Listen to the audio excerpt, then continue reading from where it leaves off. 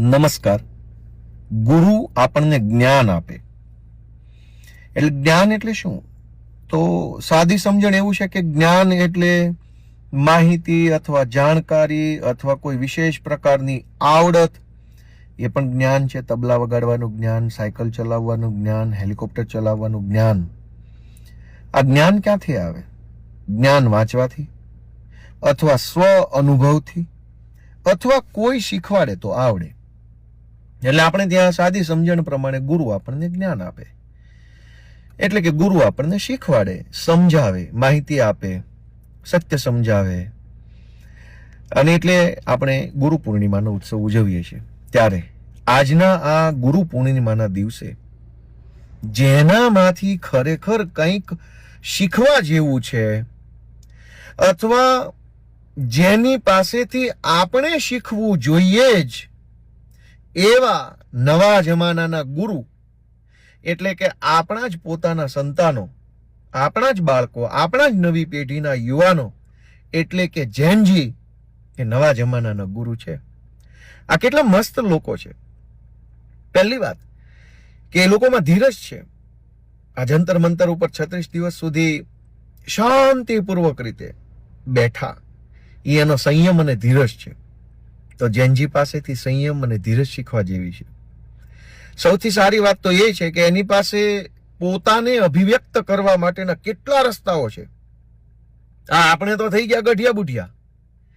આપણે આપણી વાત કેવી હોય તો બહુ તો બોલીને કહી શકીએ, બહુ તો હાથના ઈશારાથી કહી શકીએ, બહુ બુદ્ધિશાળી માણસ હોય તો થોડુંક લખીને કહી શકે. પણ આ નવા જમાનાના જેનજી, આપણા જ છોકરાઓ આપણને એવું શીખવાડે છે કે એની પાસે પોતાની વાત કહેવાના કેટલા રસ્તા છે. ગાઈને પોતાની વાત કહે છે, નાચીને પોતાની વાત કહે છે, કોઈ વાદ્ય વગાડીને પોતાની વાત કહે છે, પ્લે કાર્ડ ઉપર કંઈક એવું ક્રિએટિવ લખાણ લખીને પોતાની વાત કહે છે. કેટલા રસ્તાઓ છે એમની પાસે પોતાની વાત કહેવા માટે, અને કેટલી અસરકારક રીતે તેઓ પોતાની વાત કહી શકે છે. તો આ કેટલા સારા છોકરાઓ છે. મારી જેવા અથવા આપણી જેવા લોકોએ તો આ આખી જિંદગી અનેક ગુરુ પુણ્યમો જોઈ, પણ જેનજી જેવા ગુરુ નહીં મળે. કેમ કે એ જોવો, એ વાડામાં નથી બંધાતા.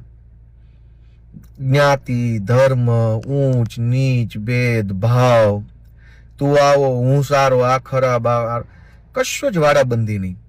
એ લોકો બિંદાસ વાડા મુક્ત જીવન જીવે છે. આ હારું આટલા બધી ગુરુ પૂનમ ગયા પછી પણ વાડા મુક્તિ યોજનાનો લાભ તો આપણને ન મળ્યો. હવે વાડા મુક્તિ યોજના તો આપણા જેનજી જેનો લાભ લઈ રહ્યા છે. અને કેટલા મસ્ત માણસો છે. એ બીજાના જીવનમાં દૂરબીન મારતા નથી.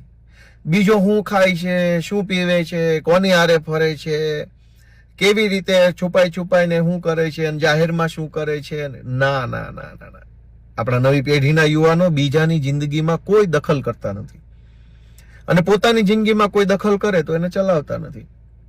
કોણ કેટલા વાગે જાગે છે, કેટલા વાગે સૂવે છે, કોણ શું વાંચે છે, કોણ શું જોવે છે, કોણ કેટલા વાગે નાય છે, કોણ કેટલા કપડાં ધોવે છે, કોણ ક્યારે સૂકવે છે, કોઈ ઝંઝટમાં આ નવી પેઢીના જુવાનિયા પડતા નથી. તો આ તો કેટલું સરસ મજાનું શીખવા જેવું છે એમની પાસેથી, કે બીજાના જીવનમાં દૂરબીન ન મારવું, પોતાની વાત રચનાત્મક રીતે કહેવી, ધીરજ રાખવી, અને સૌથી સારી બાબત કે પોતાની વાત કહેવા માટે પણ આપણી પાસે 100 રસ્તા હોય. આપણે તો જૂની પેઢીના મારી જેવા ભાભલા તો હવે ખાલી બોલીને કહી શકે એમ છે, પણ જેનજી પાસે કેટલા રસ્તાઓ છે. તો આ નવી પેઢીના આપણા પોતાના જ યુવાનો, આપણા જ દેશના યુવાનો આપણને કંઈક શીખવી રહ્યા છે, એટલે કે જ્ઞાન આપી રહ્યા છે કે આ જાતિ પાતિના, ઊંચ નીચના, કાળા ધોળાના, લાલ પીળાના ભેદભાવમાંથી બહાર આવો. આપણા જ યુવાનો આપણને, આપણી જ નવી પેઢીના જેનજી શીખવી રહ્યા છે કે બીજાની જિંદગીમાં માથા મારવાનું બંધ કરો. આપણા જ યુવાનો, આપણા જ દીકરાઓ, આપણા જ સંતાનો આપણને એ જ્ઞાન આપી રહ્યા છે કે તમે તમારું જીવન સારી રીતે અને શાંતિપૂર્વક રીતે જીવો. બીજે ક્યાંય તમારે મગજ દોડાવવાની જરૂર નથી. તો આજે ગુરુ પૂર્ણિમાના દિવસે આપણા દેશના સૌ યુવાનો કે જેનામાંથી આપણને કંઈક શીખવા મળે છે, જાણવા મળે છે, વાડા મુક્ત જીવન જે લોકો અત્યારે જીવી રહ્યા છે, આપણને તો આટલી બધી ગુરુ પૂર્ણિમાએ બધું કર્યું, પણ વાડામાંથી બહાર ન આવી શક્યા. હું ઊંચી જ્ઞાતિનો, તું નીચી જ્ઞાતિનો, આ ગામડાનો, આ શહેરનો, આ અભણ, આ ભણેલો, આ અમીર, આ ગરીબ. તો આપણી નવી પેઢીને આપણે ગુરુ માનીએ, એનામાં જે સારું છે આપણે શીખીએ. અને એની પાસે જો કંઈ ઘટતું હોય, કેમ કે જ્ઞાન મેં કીધું એમ અનુભવથી, વાંચનથી, અને કોઈ શીખવાડે તો આવડે. અનુભવ તો એ લોકો પોતે કરી જ રહ્યા છે સારો મોળો. અનુભવથી એનામાં જે જ્ઞાન આવવાનું હશે એ આવતું રહેશે. વાંચન તો એ લોકો પોતે કરે છે અને વાંચીને પોતાનું જ્ઞાન મેળવી લે છે. એનામાંથી જે શીખવા જેવું છે એ આપણે શીખીએ આજના ગુરુ પૂનમના દિવસે. એને કંઈ કહેવા જેવું હોય તો વિનમ્ર ભાવે પોતાના બાળકો છે એમ માનીને એને કંઈક 4 શબ્દો શીખવાડીએ, જેથી કરીને એનું ટીચિંગનું જ્ઞાન પણ વધે. એક્સપિરિયન્સ, રીડિંગ અને ટીચિંગ. તો એક્સપિરિયન્સ અને રીડિંગ તો એ પોતે કરે છે, આપણે એને ટીચિંગનું એટલે કે કંઈક શીખવાડીએ, બદલામાં એની પાસેથી જ્ઞાન ગ્રહણ કરીએ, એવી જ પ્રાર્થનાઓ સાથે જૈનજી આપણા નવા ગુરુઓને ગુરુ પૂર્ણિમાની શુભેચ્છાઓ.